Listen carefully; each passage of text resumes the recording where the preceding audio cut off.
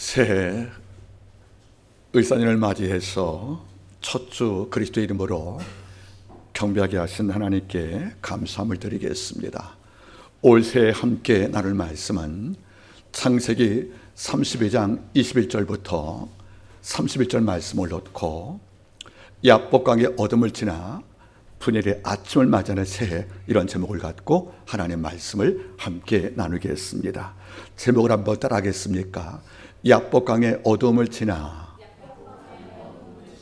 분열의 아침을 맞는 새해가 될 것입니다. 이런 제목으로 말씀을 함께 나누겠습니다. 사색가 브레이즈 파스칼은 팡스에서 인간을 규정할 때 이렇게 문장으로 표현했습니다. 인간이란 천사와 짐승 사이에 위치한다. 인간이란 천사와 짐승 사이에 위치한다. 이 말을 바로 해석을 하면 인간은 천사의 지위와 품성은 갖지 못했으나 짐승의 품성과 야만을 능가한단 말이겠지만은 저는 이 말을 다르게 이해합니다. 즉 인간은 천사와 짐승의 중간에 위치한다는 말은 저는 이렇게 해석을 합니다. 인간이 하나님과 연합을 하면, 인간 안에 하나님 품성이 지배하면 천사의 품성을 충분히 갖추지만, 인간 안에 하나님이 상실되면 짐승의 야만밖에 남을 게 없다고 저는 이렇게 해석을 합니다. 저는 이 해석이 옳다고 생각을 합니다. 이거를 좀 더 종합적으로 함축을 하면 인간 안에는 수시로 천사와 짐승의 두 성품이 늘 교차하는 이런 상태로 살고 있다는 것도 우리가 함께 추측이 가능하다는 것입니다. 어떤 경우는 하나님과 깊게 교제합니다. 영의 말 가지고 삶이 깊어지고 죄와 악을 충분히 분별할 지혜를 얻게 되면 이른바 거룩함을 추구할 때 남들은 말하지요, 천사와 같다고. 이것이 반드시 가능합니다. 그런데 어떤 경우는 말씀을 소홀히 하고 영적 가치에 무관심을 하면 어느 순간 내 삶은 짐승을 닮아가는, 그래서 우리 안에 이성과 영성을 볼 수 없을 만큼 추락된 아주 낯선 모습으로 우리가 전락할 때가 많다는 것이에요. 우리 말하죠, 짐승만도 못하다고요. 그런데 우리가 살 경우에 천사와 짐승의 두 양면이 늘 혼재되어 있는데 이 부분을 깊게 주목한 학자가 있었습니다. 정신분석학자 칼 융은 인간 안에 두 요소가 있다는 것이에요. 첫째는 아니마, 두 번째가 아니무스입니다. 이 말이 무슨 말인가 돌아보면 아니마란 말 뜻이 이른바 정신의학적 용어인데, 아니마란 말이 무슨 말이냐면 남성 안에 있는 여성적 품성을 말하는 거예요. 남자들의 마음속에 어떤 품성이 있습니까? 여자의 품성이 있다는 거죠. 그래서 남자지만 이 마음이 여성의 섬세함 또는 배려 또는 정확한 판단들, 이게 있는데 이것이 악화되면 여성의 허영도 있다는 겁니다. 또 아니무스란 말이 무슨 말이냐면, 아니무스는 여성 안에 있는 남성적 품성을 말하는 거예요. 여성인데 마음에 결단이 있어요. 드보라 같이. 여성인데 삶 속에 깊이가 있고 책임감이 강합니다. 그런데 이것이 나쁘게 확장이 되면 여성인데 남자 같은 허세가 있다는 겁니다. 그래서 사람도 이른바 정신 분석에서 바라본다면 아니마와 아니무스가 함께 있는 이거를 우리가 좀 더 소체 올라간다면 아까 파스칼이 언급한 천사와 짐승 품성이 함께 혼재가 된 이것을 말하는 것이 아니겠습니까? 저는 이 논리에 동의합니다. 오늘 우리 야곱을 바라볼 거예요. 야곱 안에는 천사와 짐승의 두 기질이 있습니다. 그리고 야곱 안에는 이른바 남성 안에 있는 여성적 측만 아니마가 있고, 또 여성 같지만은 남성같이 난폭한 이런 아니무스가 함께 존재합니다. 이러면 야곱이 어떻습니까? 그는 둘째로 출생을 했어요. 차자입니다. 장자에게 주어진 그 장자권의 권리를 얻을 태생적 권리가 없는 거예요. 우리 같으면 난 둘째니까 형 에서에게 돌아갈 장자권의 우리 꿈도 못 꾸겠지만은 야곱은 달랐어요. 모태에서, 리브가의 모태에서 내가 장자가 되려고 먼저 출산을 시도한 에서의 발꿈치를 잡았지만 실패했거든요. 모태에 실패해서 내가 장자가 되지 못한 거예요. 여기서 꿈을 접지 않고 그는 출생 이후에도 꿈을 갖습니다. 내가 출생 때 장자가 못했다면 장자 권리를 내가 빼앗아야지. 이런 꿈을 갖고 사는 거예요. 그래서 차자의 위치에서 장자권을 얻을 수 없는 이런 한계를 지배하고 이걸 뛰어넘어서 장자 꿈을 갖고 있던 이런 측면을 바라볼 때 이 야곱은 정말로 대단한 인물입니다.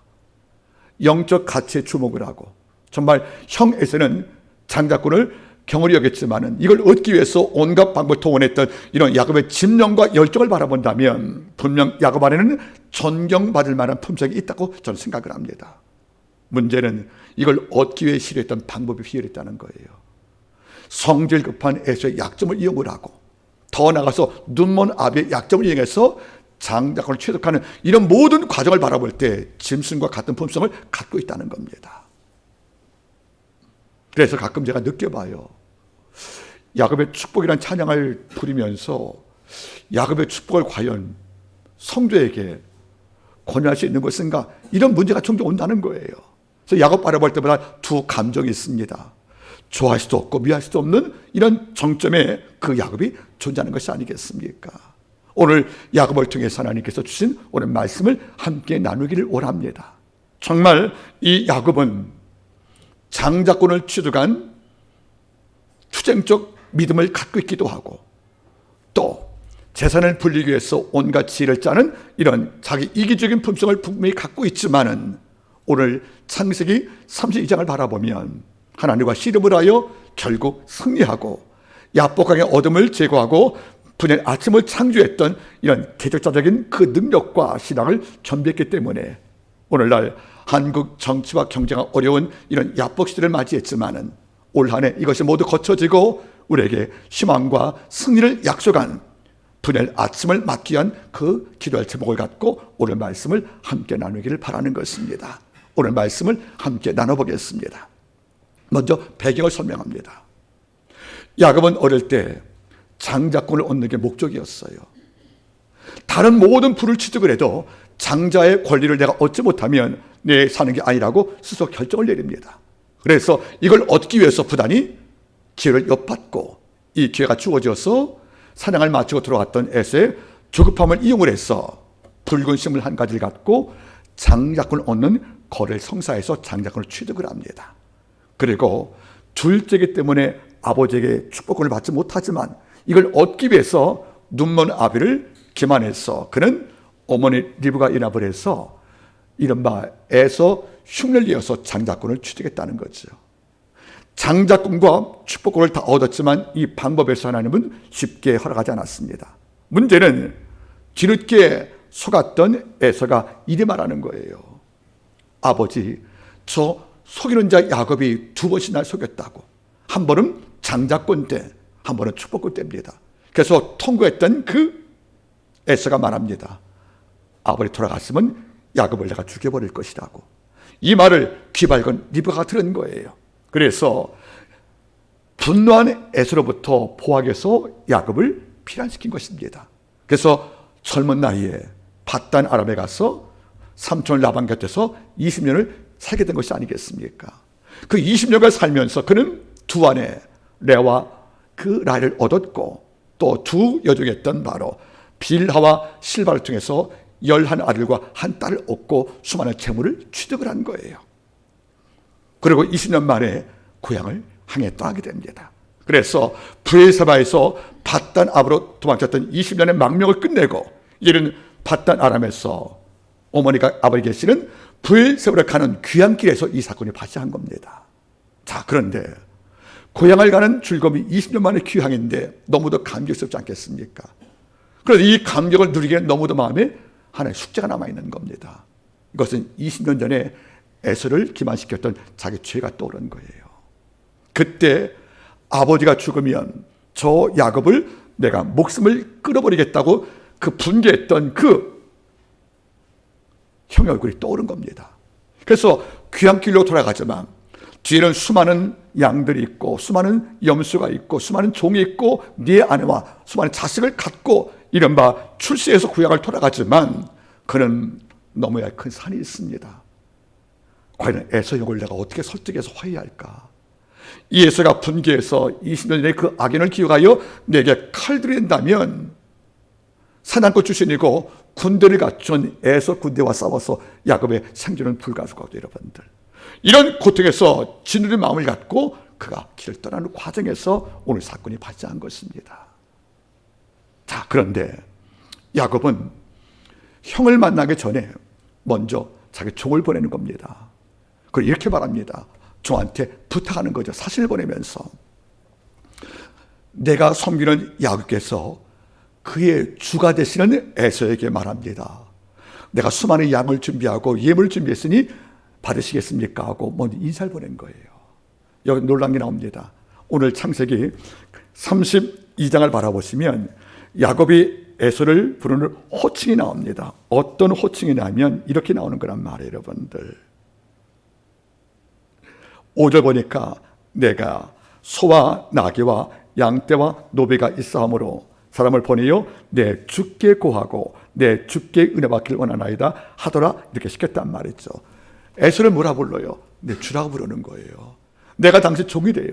그 무슨 말이냐면 형의 마음을 유화시키려고 자기를 바짝 낮춘 것이 아니겠습니까? 에서한테 주라는 말을 2번씩 쓰게 할 만큼 그렇게 표현시켜서 종을 보내왔지만 종들이 와서 준 답은 뜻밖이었습니다.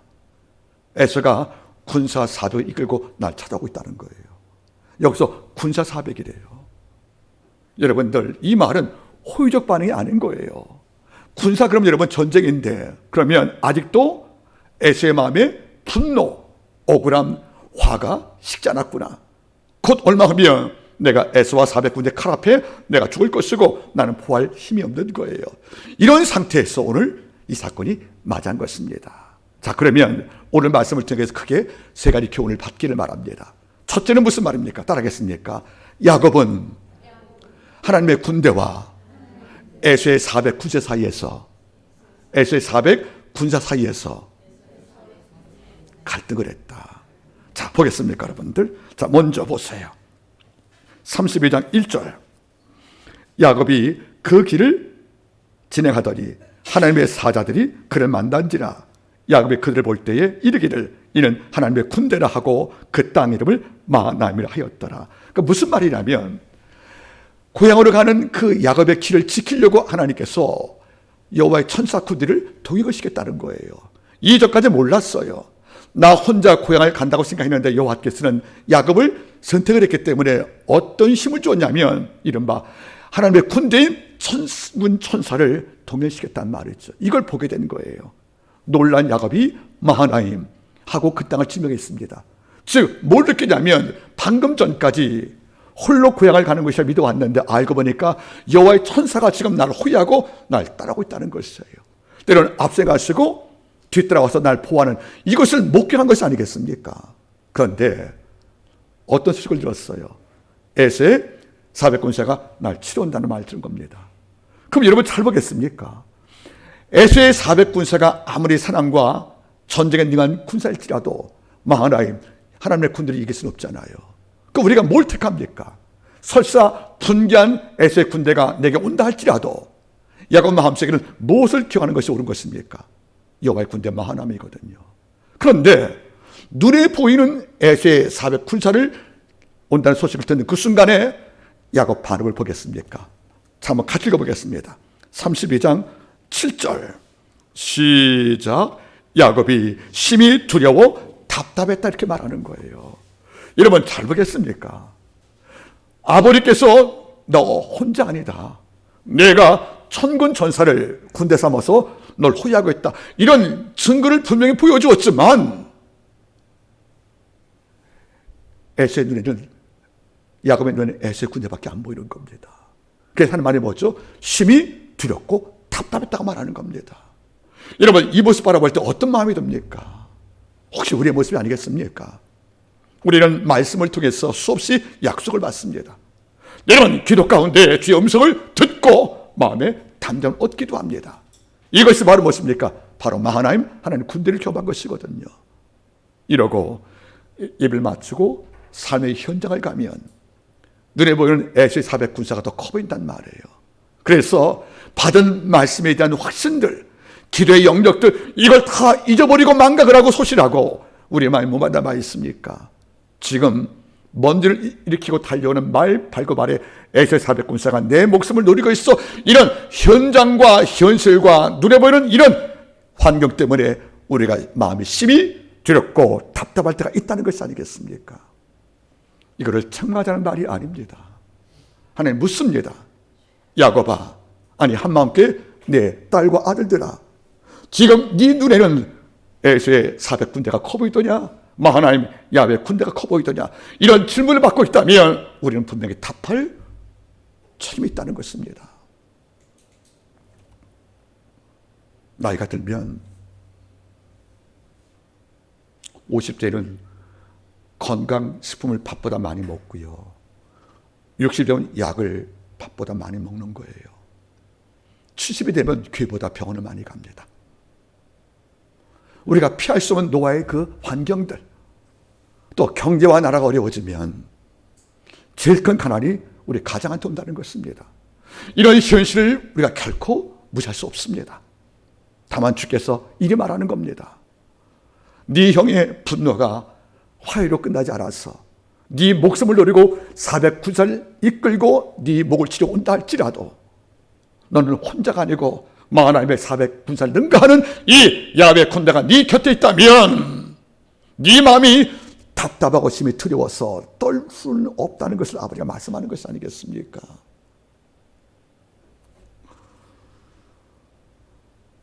제임스 스킷이라는 신학자가 이런 말씀을 남겨주었습니다.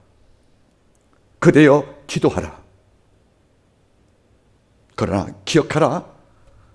기도할 때 확신이 올 때까지 기도해라. 그대여 기도하라. 하나님의 군대가 네 기도를 충분히 듣고 있음을 믿고 이것이 마음으로 확정될 때까지 기도하라고 말씀하십니다. 여러분 어떻습니까? 올 한 해에도 우리는 수많은 에서의 400군대를 만날 수가 있을 것입니다. 직장의 실직들, 또는 아크린자의 건강의 질병들, 또 가난들, 또 소원이 더디어서 오는 마음의 상함들, 이런 것이 정말 먼지를 일으키는 몽고 군대같이 밀려온다 할지라도, 이런 에서의 400군대가 몰려온다 할지라도 우리가 분명히 잊지 말 것은 내가 혼자가 아니라는 사실입니다. 하나님 역사는 지금도 우리 삶 속에 가능하다는 것이 아니겠습니까? 심히 두렵고 답답했다. 이 말은 아직까지도 하나님 야훼 군대의 보호하심을 믿지 못하는 이런 야곱의 불신이 이 속에 깔려 있는 것이 아니겠습니까? 여러분들, 영이 곤고할 때 탈출구 없어요. 마음이 두려울 때 다른 대안이 없어요. 마음에 눌렸어 여러분들, 불안하고 초조할 때 다른 대안이 없다는 거예요. 하나입니다. 하나님의 도우심을 확신하는 그 믿음밖에 없다는 겁니다. 이것이 마음속에서 자꾸 희석이 되어지고 사라지고, 이것이 무너지면 그 어떤 방법도 무너진 내 영을 세울 수가 없다는 것이 아니겠습니까? 연말 연초를 맞이해서 하나님께 기도했습니다. 올 한해 큰 부자 없는 한마음교회 성도, 또 늘 불안과 위험에 노출되어서 근심과 눈물로 양식을 삼는 한마음 성도가 많을 터인데, 담임 목사 제가 그를 도울 수 있는 길이 한계가 분명히 존재하니 주님 도와주십시오. 아무리 권고해도 에서의 400군사를 능가하는 하나님의 여호와의 군대가 있음을 우리 한마음의 성도가 기억하게 도와주십시오. 이거 하나 붙잡고 하나님께 엎드리는 거예요. 그 확신 하나 붙잡고 주 앞에 소망을 아뢰는 겁니다. 다시 말하겠습니다. 기도하고 있습니까? 확신과 확증과 담력 올 때까지 기도하십시오. 중간에 멈추지 마시고 에세 400군대의 말소리에 말고소리에 우리가 두려워 떨며 마음의 힘이 답답하고 두렵지 않도록 하나님께 도움을 구하기를 먼저 부탁을 드리겠습니다. 두 번째 교훈 바라보지요. 두 번째 바라보시면 이걸 듣고 우리는 기억을 할 거예요. 그래도 야훼 군대가 있는데 에서의 400군대쯤이 하고 이렇게 마음을 돌이키면 참 좋을 터인데, 심히 두렵고 떨린 야곱이 세 가지 선택을 합니다. 물론 처음은 기도합니다. 이렇게 기도했습니다. 어떤 기도했냐면 11절, 내가 주께 간구하오니 내 형의 손에서 에서의 손에서 나를 건져내시옵소서. 내가 그를 두려워하오면 그가 와서 나와 내 저를 칠까 겁냄이니이다. 기도 같지만 여러분은 묘하잖아요. 지금도 두려워하고 지금도 겁내고 있다는 거예요. 만약에 야곱이 하나님의 군대를 분명히 기억했다면 이렇게 말할 것입니다. 하나님, 내 조부였던 그 아브라함도 독자 이삭을 바칠 경우에 야훼 예비하심을 믿고 자기 아들 이삭을 드린 것처럼 저는 이미 야훼 군대를 바라봤음에 에서의 군대가 두렵지 않으니 주여 찬양을 받으라고 할 기도가 마땅한 우리의 기도하고 있는데 이게 아닌 거예요. 건져주세요. 저 겁납니다.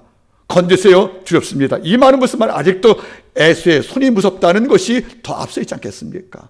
이것은 아직도 야곱 마음속에는 에서의 400구세가 더 두려웠다는 거죠.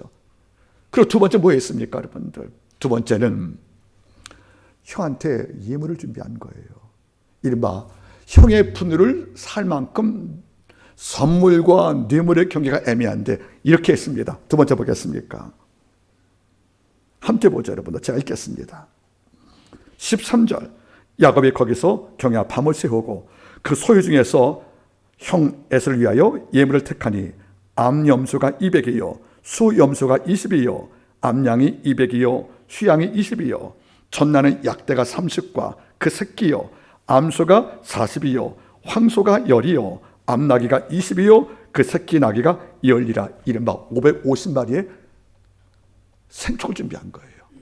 550마리입니다. 어쩌면 550마리는 작은 부족의 1년 양식과 같은 양이라는 거죠. 이거를 준비했다는 거예요.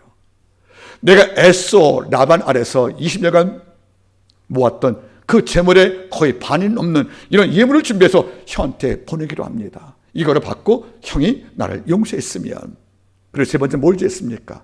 기도한 다음에 뇌물을 닮은 예물을 준비했고, 세 번째는 이것도 안 되어서 자기의 가족을 두 때로 나누어서 한때는 동쪽, 서쪽 나누어서 만약 에서가 와서 한쪽을 치면 한쪽은 빼앗길지라도 하나 보호하겠다는 이런 또 한 번의 계책을 씁니다.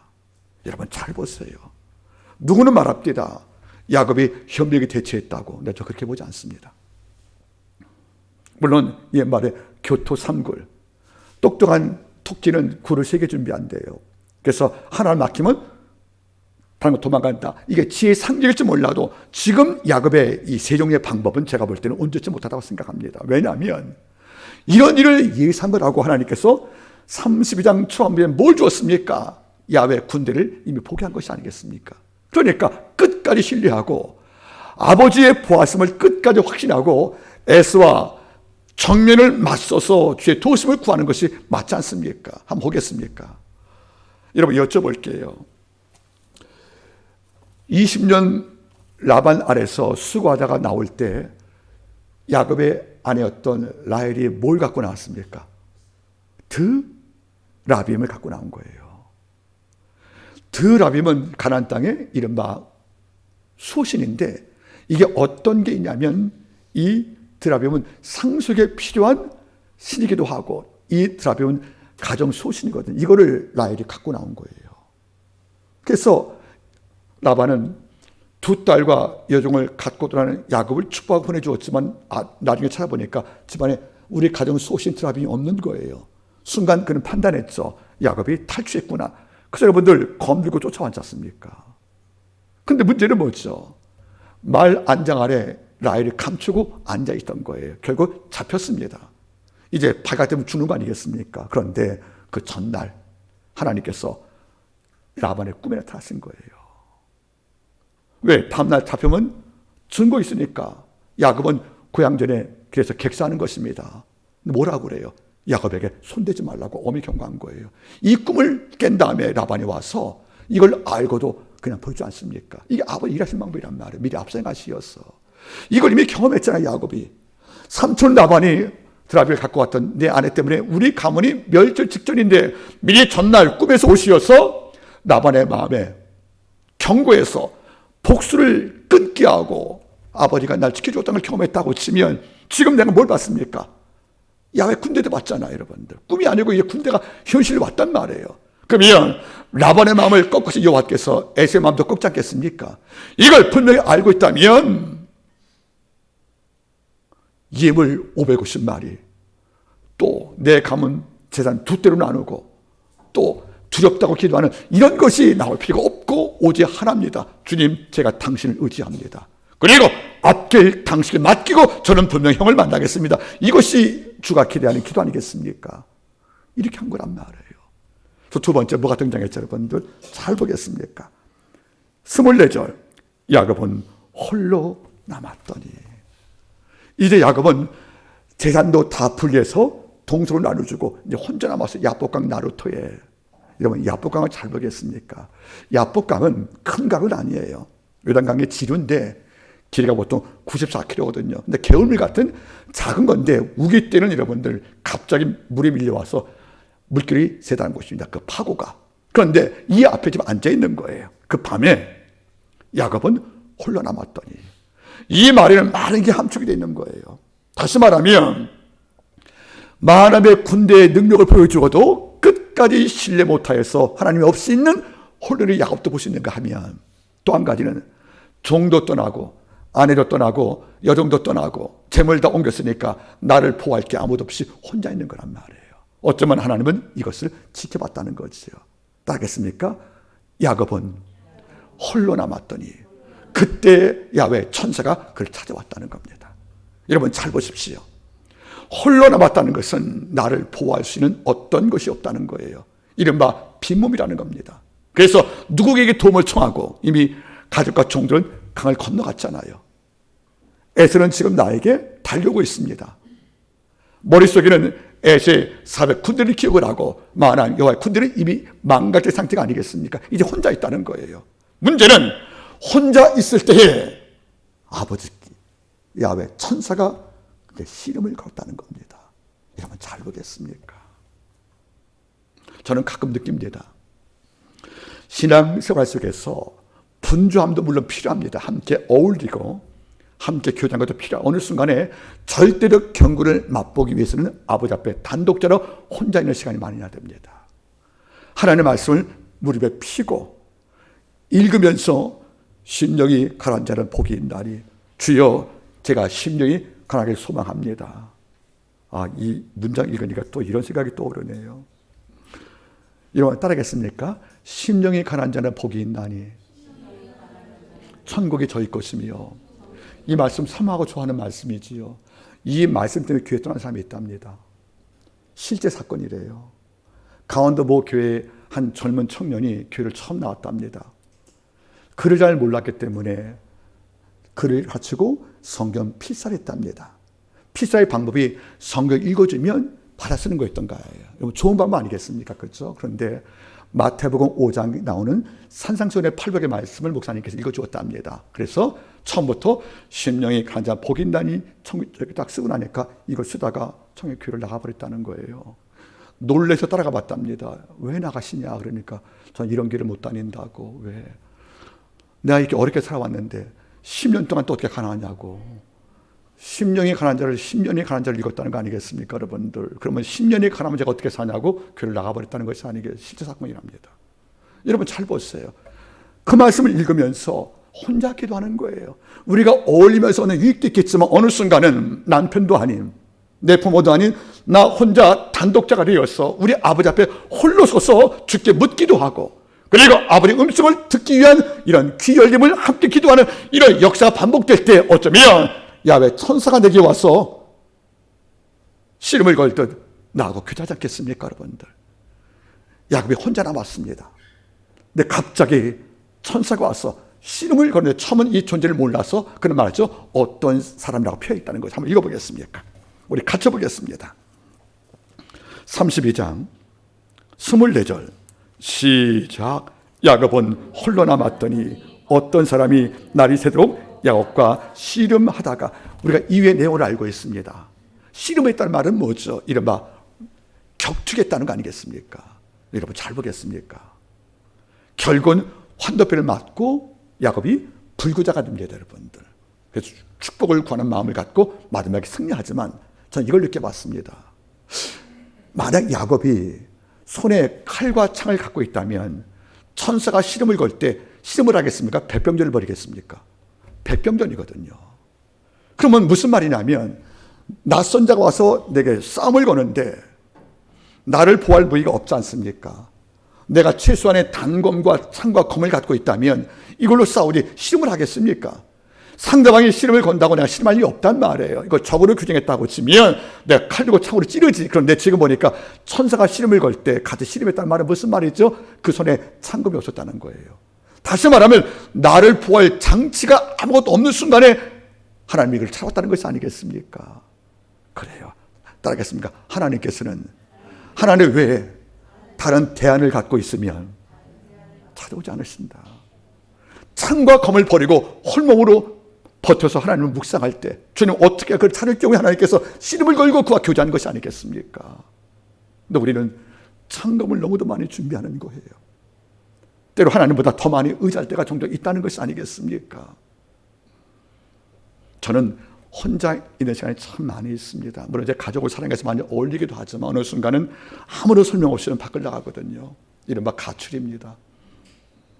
아내는 겁을 안 내요. 갈 데가 있간 이렇게 말하거든요. 왜 갈 데가 없습니다. 예, 없습니다. 홀로 가서 여러분들 조용한 장소에서 책을 읽고 고요히 묵상을 합니다. 그 시간이 어떤 경우는 하나님 말씀을 보는 것만큼 제 안에 주의 음성이 많이 들려지거든요, 여러분들. 여러분, 씨름을 걸 때 창검으로 맞서지 않고 같이 씨름했다는 말은 그가 싸울 수 있는 병기를 준비 못했다는 말은 무슨 말이겠습니까? 그가 비몸이었다는 거예요. 우리가 아버지 외에 그 어떤 것도 나를 지킬 갑옷, 즉 권력과 황금과 이런 인기를 날 지킬, 나를 생존 가능케 할 무기로 삼지 않고 하나님만 묵상할 때, 대안을 포기하고 하나님을 유일한 힘을 삼을 때 여호와를 기뻐하는 것이 우리 힘이잖아요. 그때 하나님께서 내가 씨름하시면서 내 곁에 오는 것이 아니겠습니까? 여러분, 우리 어려움 당할 때 가장 먼저 뭐가 떠올라요? 온 가족이 홀로 각자에 모여서 골방에서 하나님께 도움을 구하는 것입니다. 여러분, 다시 말할게요. 따르겠습니까? 세상에서 가장 강한 사람은 하나님을 붙잡은 사람이요, 하나님이 붙잡은 사람이다. 오늘 말씀 바라보세요.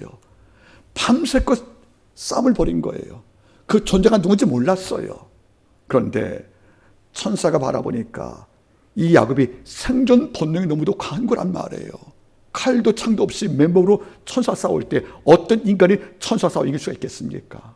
이 장면을 호세아 예언자가 주목을 했어요. 호세아 12장 3절과 4절 말씀 바라보시면 이런 말씀이 나와요.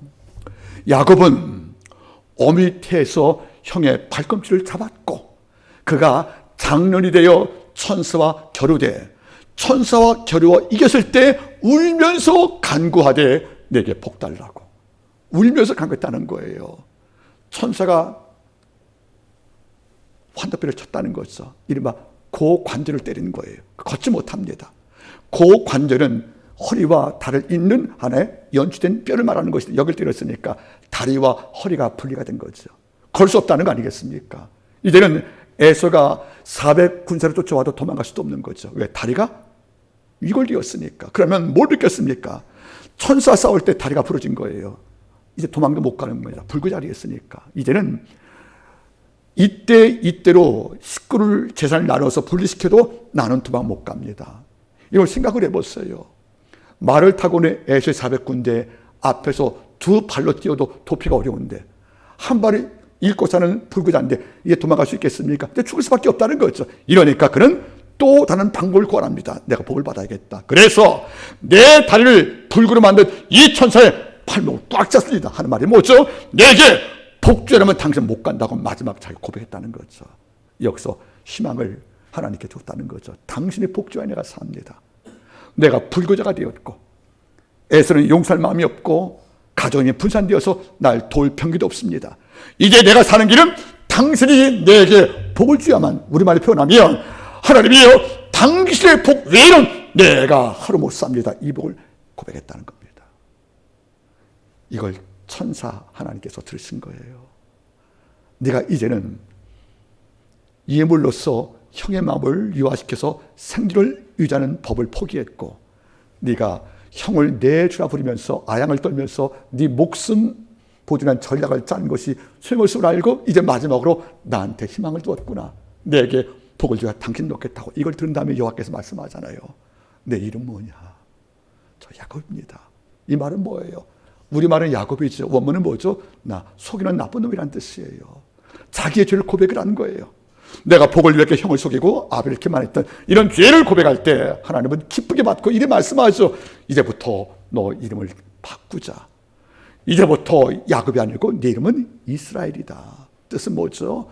네가 이긴 자가 되었다는 거예요. 이긴 자.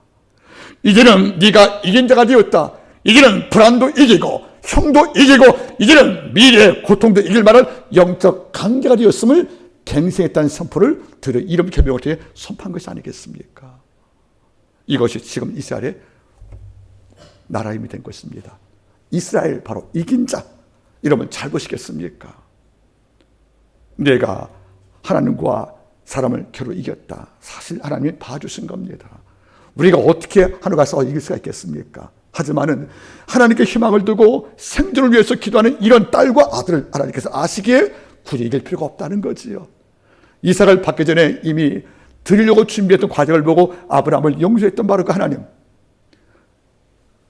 야곱이 당신께 힘을 주어서 상전 본능으로 당신께 복을 달라고 애쓰는 그 중심 못 쓰고 하나님을 이길 필요 없이 져주시면서 복을 준 것이 아니겠습니까? 하나님은 우리한테 져주십니다. 우리의 소망을 알기에, 약함을 알기에 아버지가 져주었다는 것이 아니겠습니까? 결국 야곱은 두 가지를 얻었습니다. 하나는 절뚝발이가 되는 불교의 신체를 얻었지만 그 장소 이름을 부니엘. 부니란 말이 뭐죠? 파니, 얼굴이에요. 엘은 하나님, 즉 하나님의 얼굴로 본 거란 말이에요. 그 땅을. 그래서 내가 야복강의 어둠에서 밤새 주와 규제하고 싸울 때에 아침은 분의 해가 떠올랐다고 성경은 말합니다. 한번 읽어보겠습니다. 같이 읽어보겠습니까? 32장 31절 시작. 그가 분예를 지날 때 해가 돋았고 환도뼈로 인하여 절었더라. 육체는 절었지만 뭘 얻었습니까?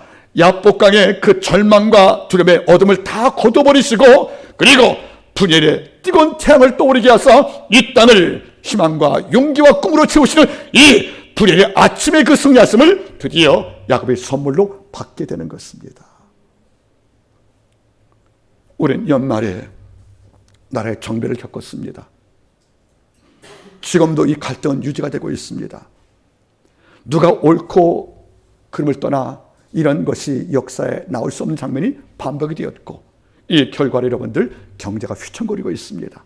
어찌 보면 2024년도의 연말과 연철사는 우리는 야복강의 어두운 속에서 두려 떠는 현실이었습니다.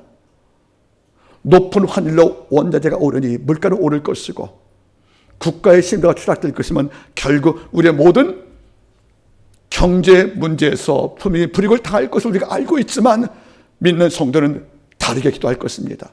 주님, 비록 지금은 야복의 어둠이 이 땅을 지배하여 우리가 마음이 아프고 괴롭지만 다른 것이 아닌 이 땅에 2만 한국교회가 성도와 주의종이 함께 엎드려 홀로 있는 마음으로 나를 보호할 어떤 대안을, 나를 지킬 어떤 대안을 다 거부하고 아버지 앞에 미래를 맡기고 당신과 씨름하는 골방에서 우리가 함께 어울릴 경우에 하나님께서는